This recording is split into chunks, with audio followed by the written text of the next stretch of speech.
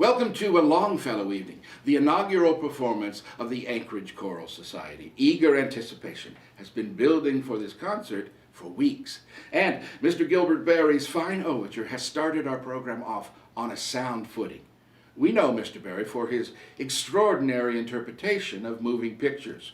As you just heard, he is also a virtuoso of the classics. You would not have known Schubert's symphony was left unfinished. Well, we are greatly indebted to Captain Lathrop for tonight's elegant performance venue. According to the Anchorage Women's Club, in which almost all women in tonight's performance participate, Anchorage would be lost without the Empress. And the Anchorage Choral Society will be lost without the kind support of the good people of Anchorage. Please make sure you pay your 50-cent admission, no more than the evening's movie. Please do not get up right now unless you need to iron your shoelaces. But we would be grateful for this and any other generous contribution you might want to make to keep this first-rate musical performance within the fabric of Anchorage. Our program continues with opening remarks on Henry Wadsworth Longfellow by Mrs. Ulla Riggs Thompson. Affectionately known in town as Ulu, Mrs. Thompson really knows her onions about the fine arts and poetry. Her address will be followed by a song with lyrics not by Longfellow, but by a singular American poet, Mildred Seitz, whose work is full of the delicate sentiment and deep feeling for nature that Longfellow mastered.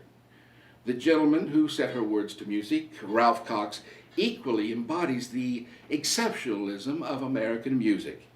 He belongs to that rare class of composers who can write music that is both good and popular. By the way, I am told all of the soloists this evening have encores planned. The songs will be performed by Captain Harold Kirkham, our young medical officer who is quite talented as a pianist, and Mrs. Mabel Clayton. It is no secret to Anchorage residents that we are very blessed indeed to have stolen Mrs. Clayton from the concert halls of New York. From Ulu Thompson's well-known alphabetical poem about the women of Anchorage, C is for our Clayton with a voice of renown, the pride and good angel of Anchorage town.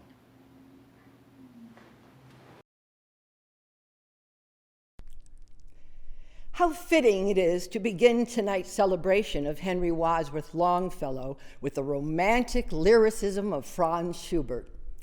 As a good friend of Longfellow lamented upon the poet's death, his verse and person were so exceptionally sweet and musical that any voice of praise sounds almost like a discord after it. An excerpt from Longfellow's The Wind Over the Chimney. See, the fire is sinking low, dusky red the embers glow, while above them still I cower. While a moment more I linger, though the clock with lifted finger points beyond the midnight hour, then the flicker of the blaze gleams of volumes of old days, written by masters of the art, loud through whose majestic pages rolls the melody of ages, throb the harp strings of the heart. And again the tongues of flame start exulting and exclaim, these are prophets, bards, and seers. In the horoscope of nations, like ascendant constellations, they control the coming years. A few years ago, Longfellow appeared in an astrological forecast. Whilst this may not be what he meant by the horoscope of nations, it reads, these born on this date are pure-minded and have a deep love of nature, but worry and groundless fear are their worst enemies. A study of the life and works of Henry Wadsworth Longfellow will be a great help to all persons having this birth date. The poet Longfellow and his life exemplified all the calm spiritual qualities and poetic genius which the governing planet Jupiter bestows upon those born at this time.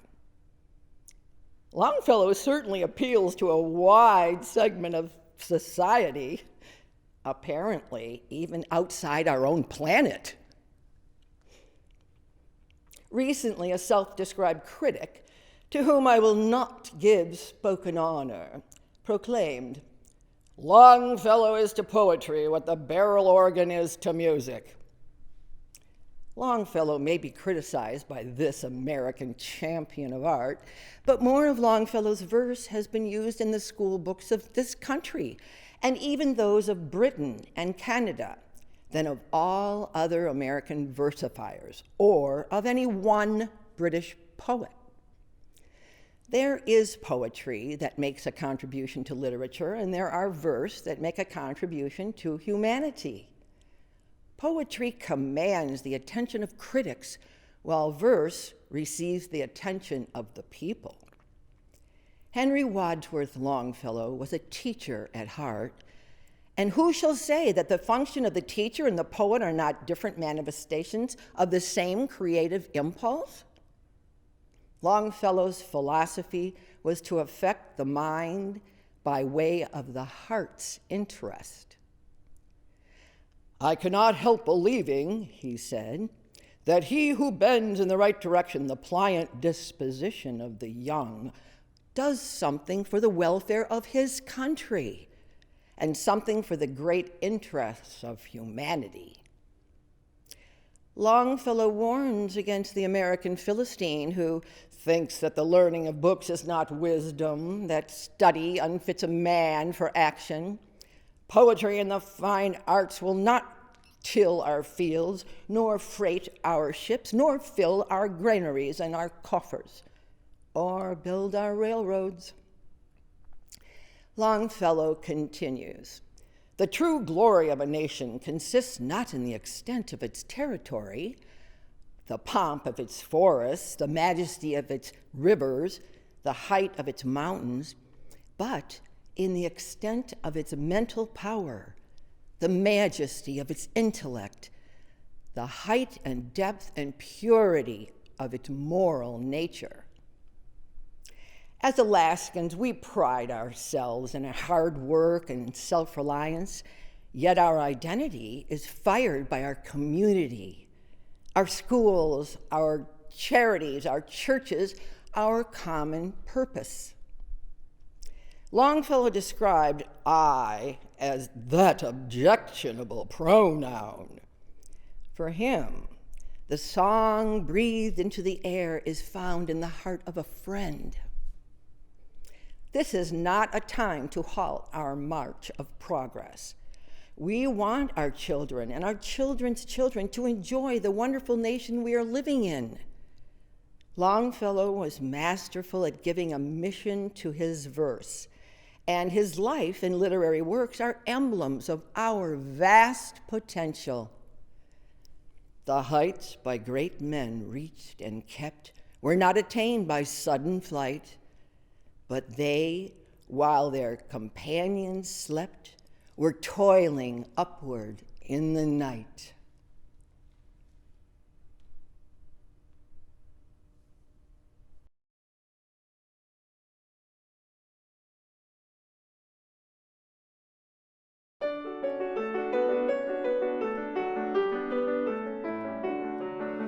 Sing me a song of a hilltop fair, where pines and the white birch grow, where the sky looks down with a radiant smile and jewels the lakes below. Sing of the woods all green and cool, with the sunlight filtering through, of hidden pools and tumbling brooks and dolphins wet with dew. Make me a hymn to the mountains far, gold crowned by the setting sun, where the night wind whispers with soft warm breath that one more day is done. The fields grow white beneath the moon, the tall pines croon and nod, and high on a hill with the world below, the soul is at home with God.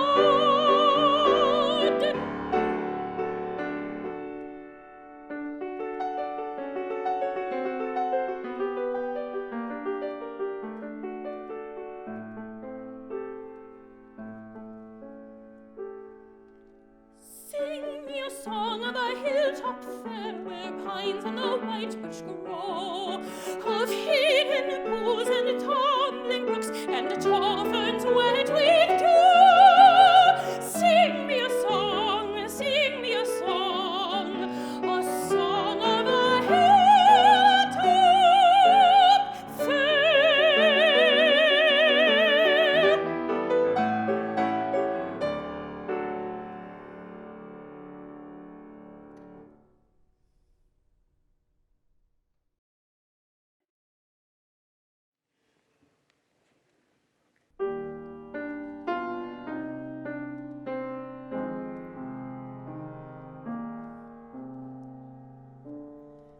Somewhere I know from the blue of the sky, God caught a gleam of the radiant blue, held it in tenderness, then let it melt into the eyes of you,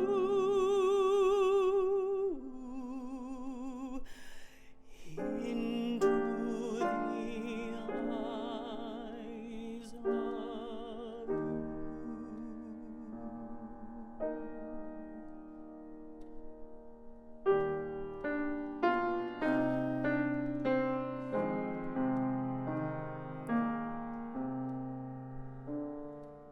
Somewhere I know from the gold of the sun, God caught a ray of its shining so true,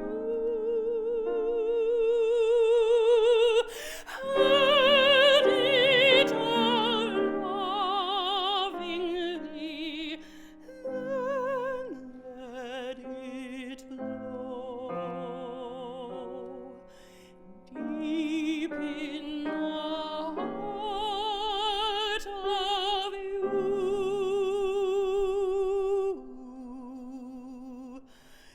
deep in the heart of you.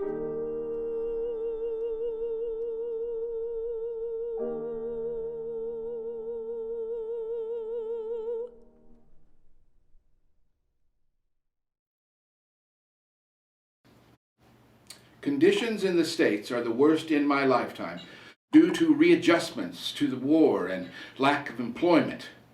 Business conditions are chaotic. Alaska is the best I have seen, generally speaking, and I am naturally happy to be part of such a fine community with great advances in education and the fine arts. The school that concerns itself with teaching only reading, writing, and arithmetic, giving no thought to the cultural subjects that develop a child's imagination, is neglecting its responsibility. I am proud to report, as your superintendent, that music and oratory are special features in the Anchorage school curriculum. With her devotion to education and oration, who better to bring Longfellow's words to life than Mrs. Martha Beeson? Her readings of King Robert of Sicily and the legend of Monk Felix will bookend the stunning artistry of violinist Mrs. Ella Farrell, performing Légende by Wieniawski. King Robert's path to redemption pairs perfectly with Wieniawski's charmingly tender and sympathetic Légende. Maud Powell describes the principal theme as somber, sadly contemplative in character, with bursts of subdued warmth darting forth as if it were from the smoldering ashes of a deep, sad memory. You will be as lost in time as was our dear Monk Felix.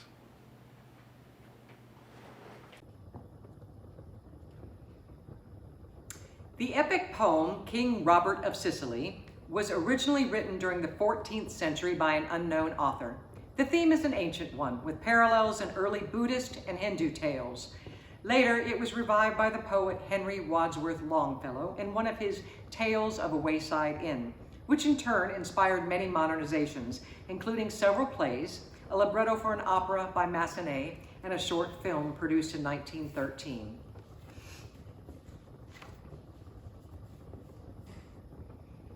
The Sicilian's Tale, King Robert of Sicily.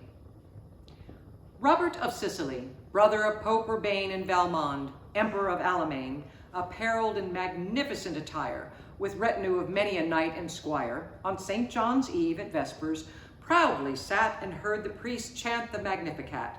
And as he listened, o'er and o'er again repeated, like a burden or refrain, he caught the words, De posuit potentes de sede, et exaltavit humiles.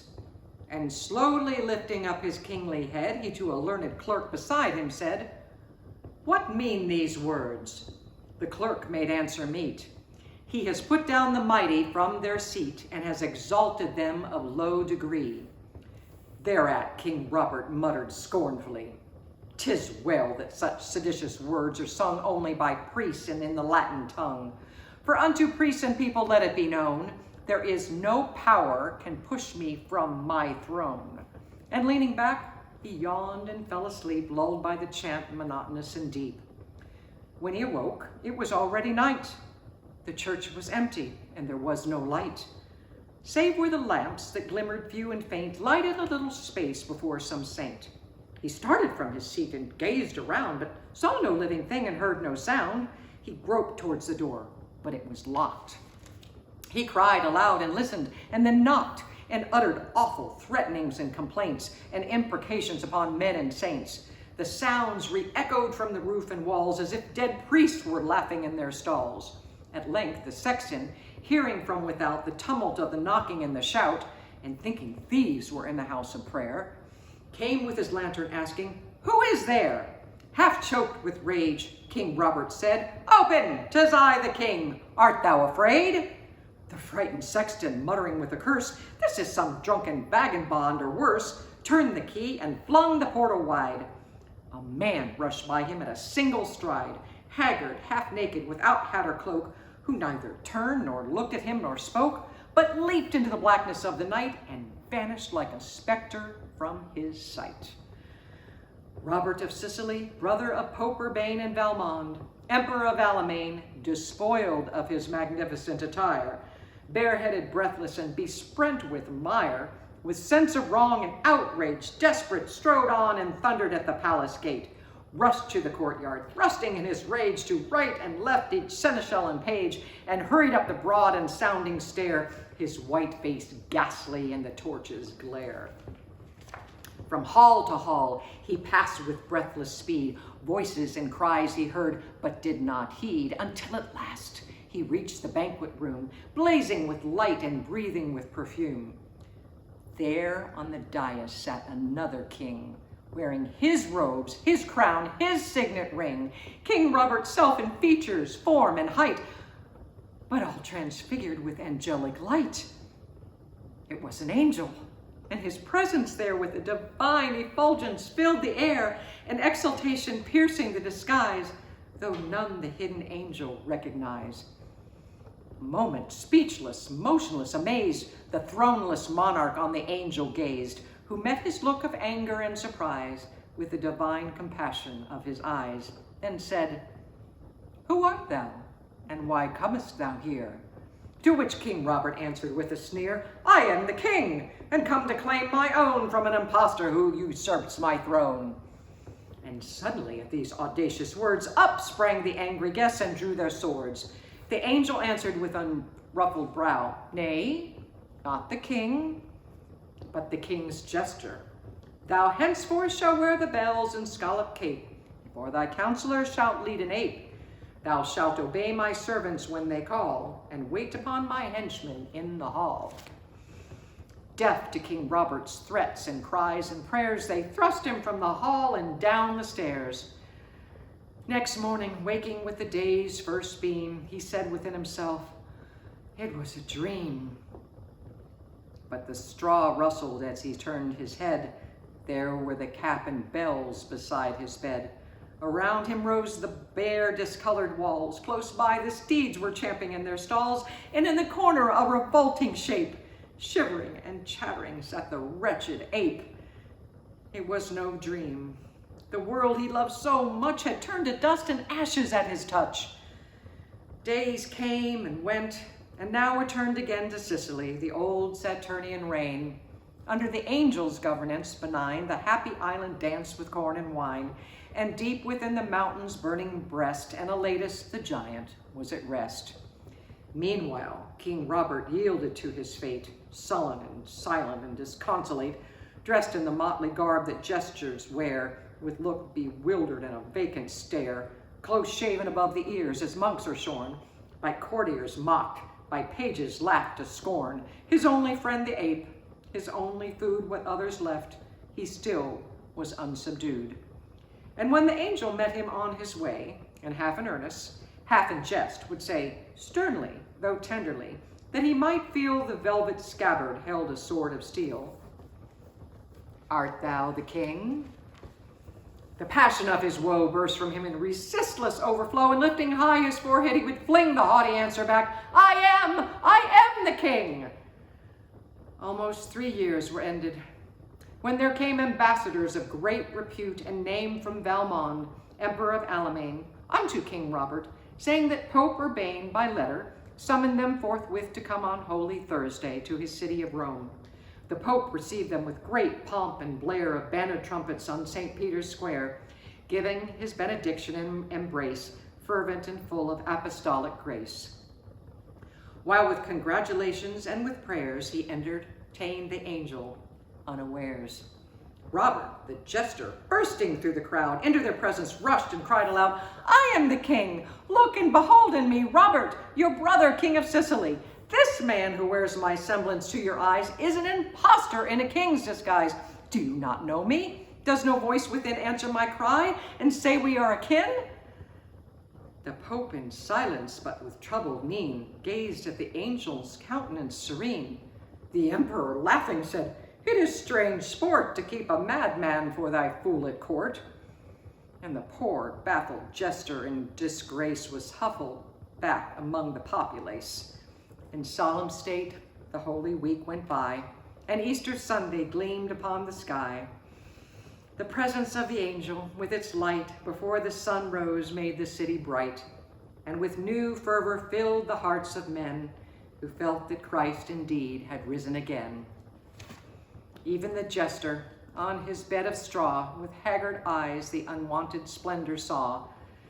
He felt within a power unfelt before, and kneeling humbly on his chamber floor, he heard the rushing garments of the Lord sweep through the silent air, ascending heavenward. Returning once more within Palermo's wall, and seated on the throne in his great hall, the angel heard the angelus from convent towers, and as if the better world conversed with ours, he beckoned to King Robert to draw nigher, and with a gesture bade the rest retire.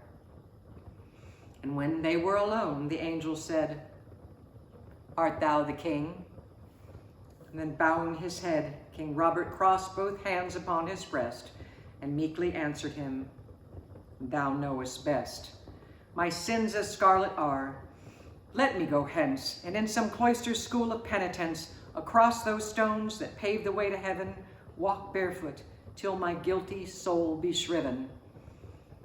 The angel smiled, and from his radiant face a holy light illumined all the place, and through the open window, loud and clear, they heard the monks chant in the chapel near, above the stir and tumult of the street. He has put down the mighty from their seat, and has exalted them of low degree. And through the chant, a second melody rose like the throbbing of a single string. I am an angel, and thou art the king. King Robert, who was standing near the throne, lifted his eyes, and lo, he was alone, but all apparelled as in days of old, with ermined mantle and with cloth of gold.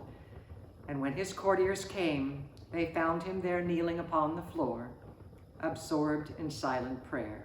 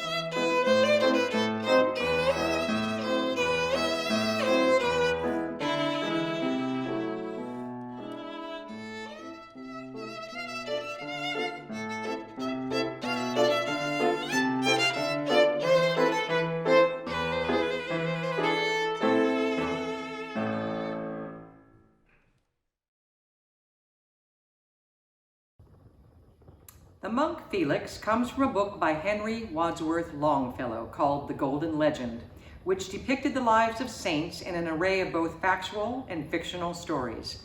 The Golden Legend is purported to have been the most widely read book after the Bible during the late Middle Ages.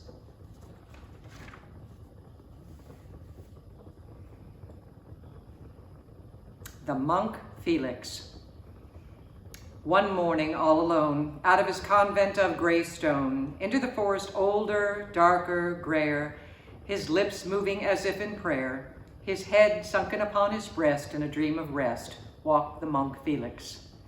All about the broad, sweet sunshine lay without, filling the summer air, and within the woodlands as he trod, the twilight was like the truce of God with worldly woe and care. Under him lay the golden moss, and above him the boughs of hemlock tree waved and made the sign of the cross and whispered their benedicites. And from the ground rose an odor sweet and fragrant of the wild flowers and the vagrant vines that wandered, seeking the sunshine round and round. These he heeded not, but pondered on the volume in his hand, a volume of St. Augustine, wherein he read of the unseen splendors of God's great town in the unknown land. And with his eyes cast down in humility, he said, I believe, O God, what herein I have read, but alas, I do not understand.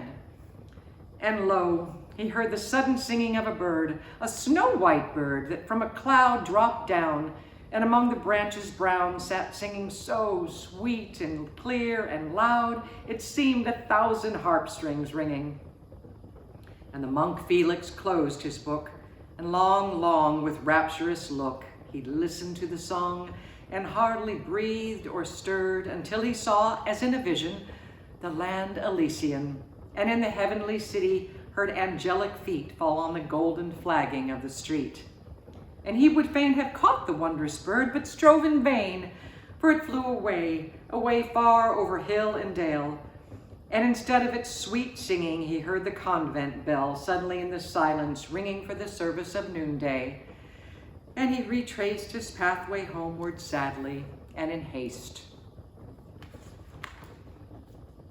In the convent, there was a change. He looked for each well-known face, but the faces were new and strange. New figures sat in the oaken stalls. New voices chanted in the choir. Yet the place was the same place, the same dusky walls of cold gray stone, the same cloisters and belfry and spire. A stranger and alone among that brotherhood, the monk Felix stood. 40 years, said a friar, have I been prior of this convent in the wood, but for that space never have I beheld thy face.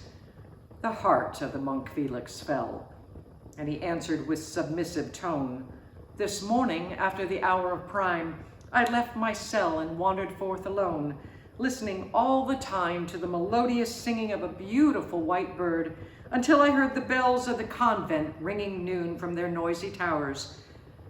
It was as if I dreamed, for what to me had seemed moments only had been hours. Years, said a voice close by. It was an aged monk who spoke from a bench of oak fastened against the wall. He was the oldest monk of all. For a whole century had he been there serving God in prayer, the meekest and humblest of his creatures. He remembered well the features of Felix, and he said, speaking distinct and slow, 100 years ago, when I was a novice in this place, there was here a monk full of God's grace, who bore the name of Felix, and this man must be the same.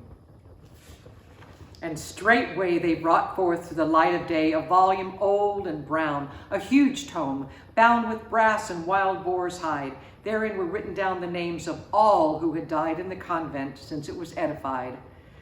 And there they found, just as the old monk said, that on a certain day and date 100 years before had gone forth from the convent gate the monk Felix, and never more had entered that sacred door. He had been counted among the dead. And they knew at last that such had been the power of that celestial and immortal song. 100 years had passed, and had not seemed so long as a single hour.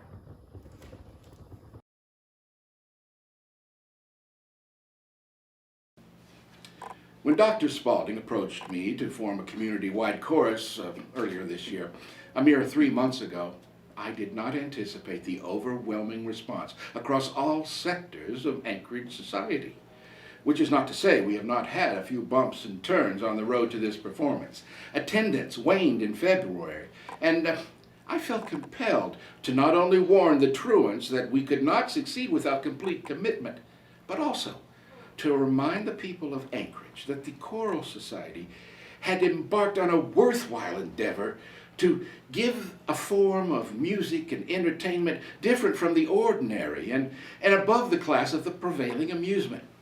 I wrote in the Anchorage Daily Times, "One more effort will be made to keep the society going.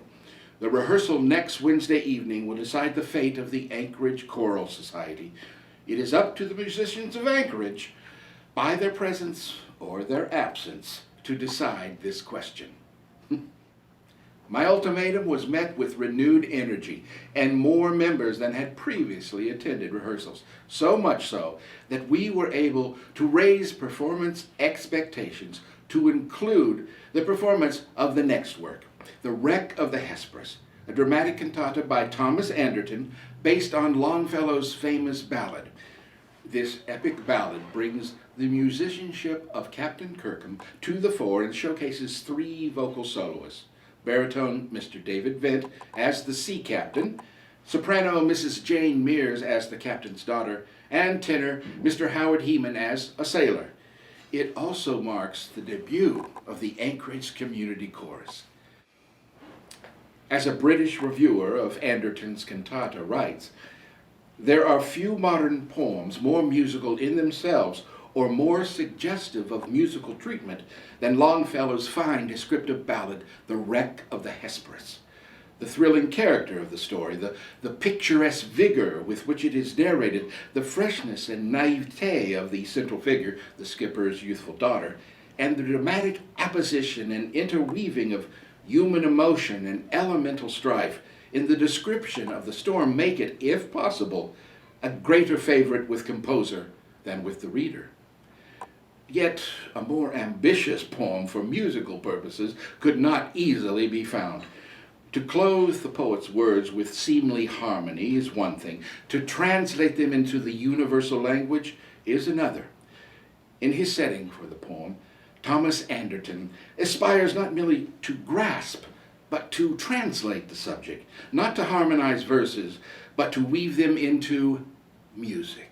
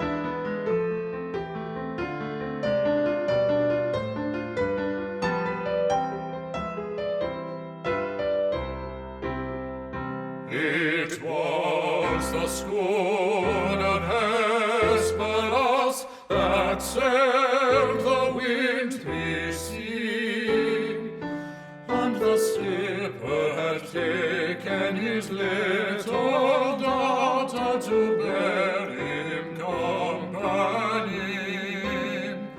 The skipper had taken his little daughter to bear him company. Blue her eyes as the fairy flax, her cheeks like the dawn of day, and her bosom white as the hawthorn buds that hope in the month of May, that hope in the month of May. Her eyes as the fairy flax, her cheeks like the dawn of day, cheeks like the fairy flax, her bosom white as the hawthorn buds that hope in the month, that hope in the month of May.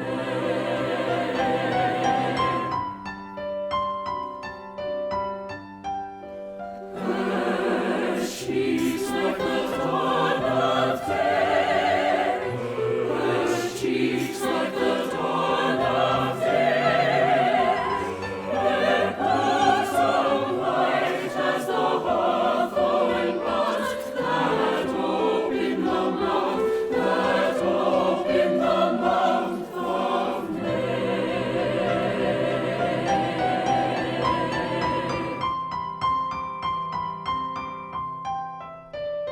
The skipper he stood beside the helm, his pipe was in his mouth, and he watched till the veering flooding floaters float now west, now south.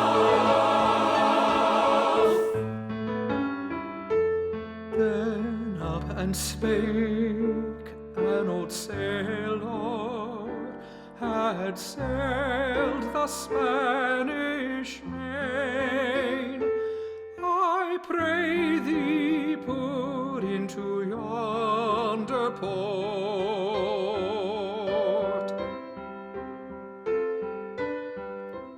I pray thee put into yonder port, for I fear a hurricane.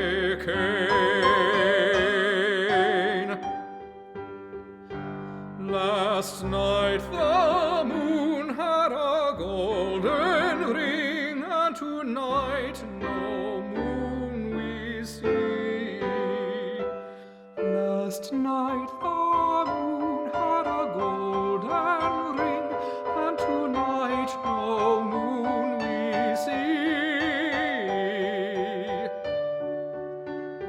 I pray thee put into yonder port, for I fear a hurricane.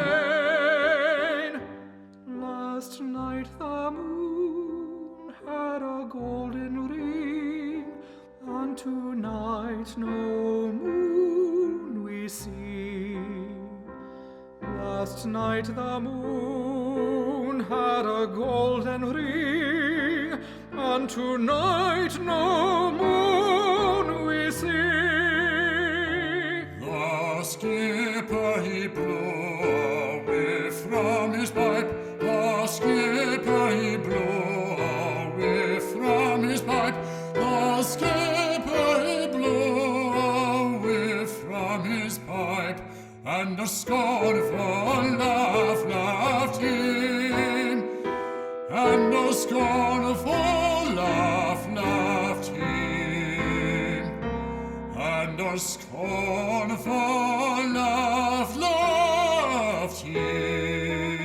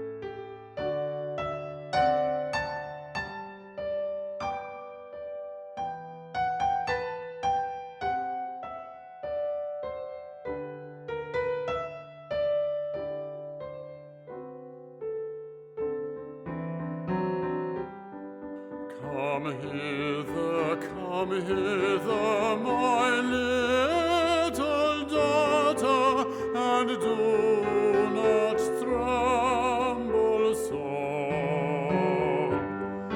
For I can weather the roughest gale that ever wind did blow. Come hither, my little daughter, and do not tremble so. For I can weather the roughest gale that ever wind did blow. That ever wind did blow.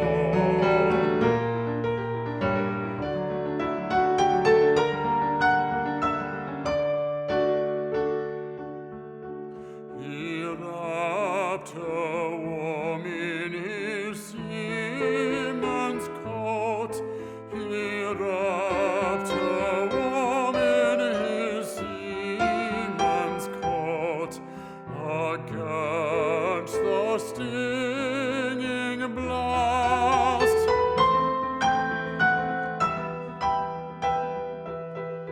He caught a rope from a broken spar and bound her to the mast.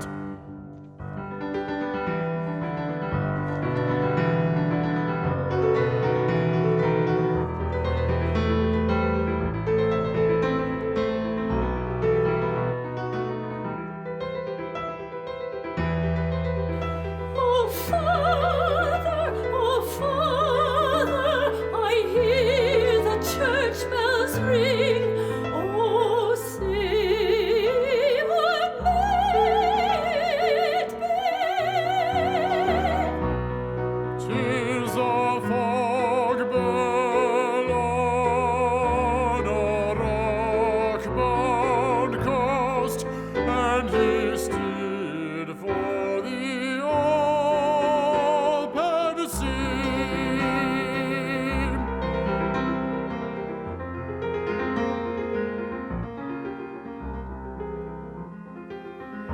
Oh, Father, I hear the sound of guns. Oh, say, what may it be?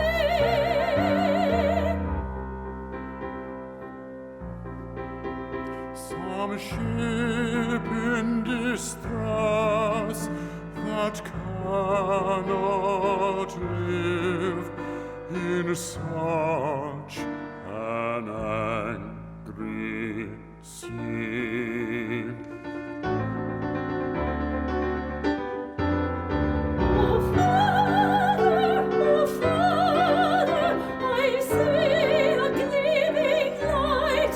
Oh, say, what may it be?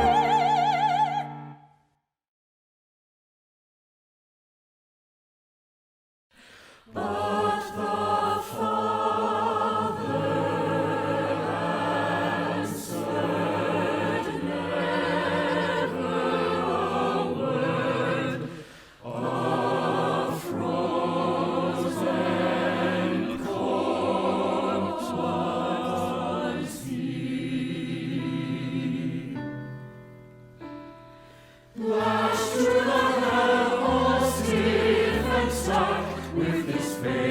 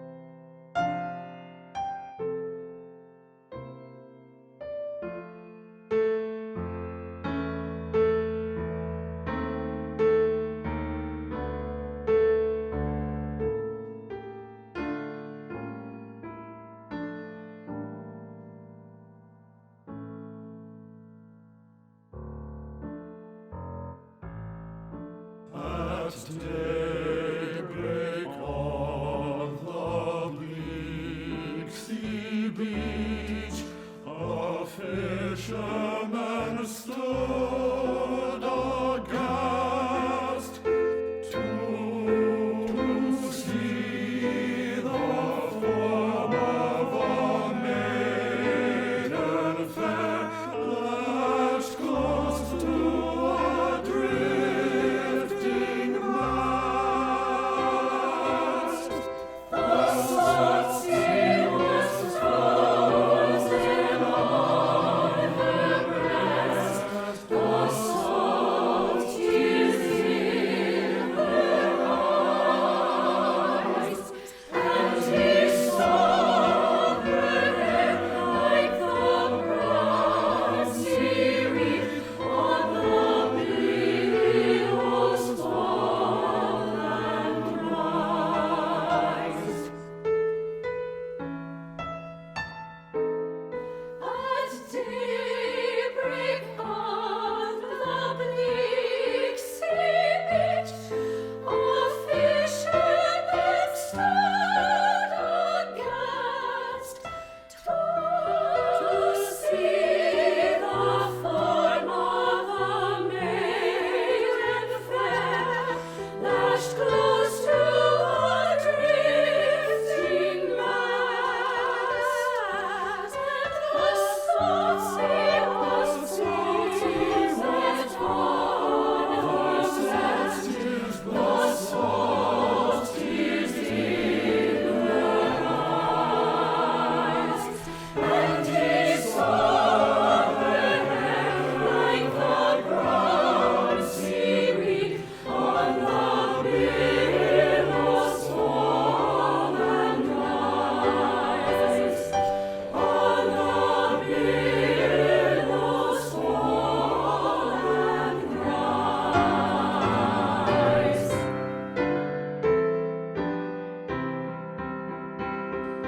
Such was the wreck of the Hesperus in the midnight and the snow. Christ save us all from a death like this on the reef of Norman's Woe. Christ save us all from a death like this on the reef of Norman's Woe.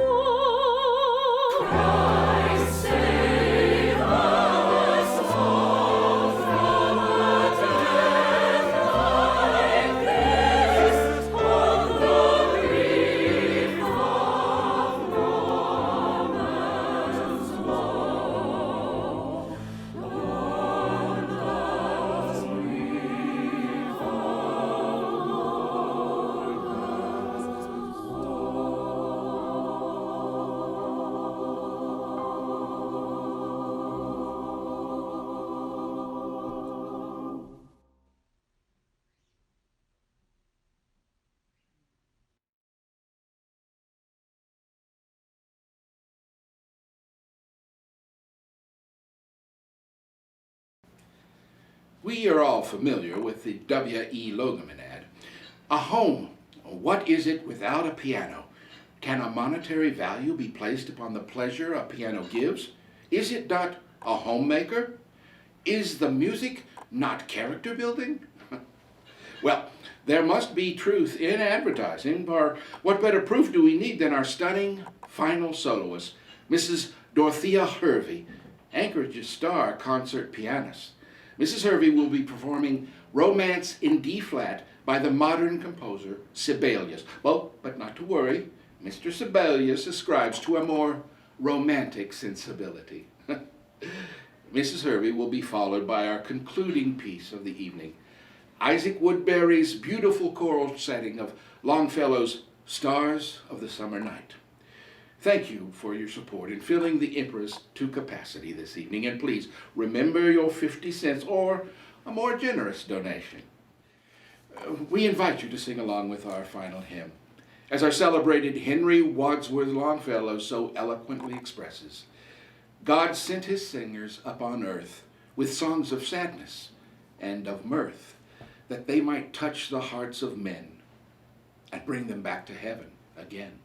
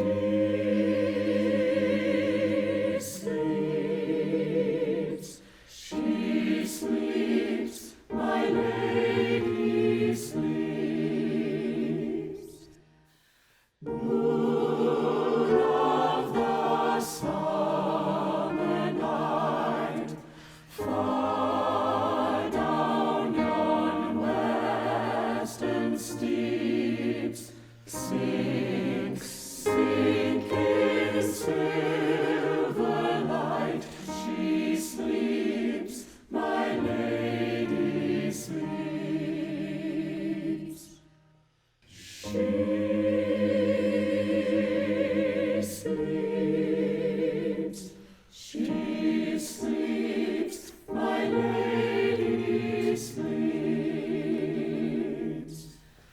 Dreams of the summer night, tell her lover keeps watch, while in slumber's light she sleeps, my lady.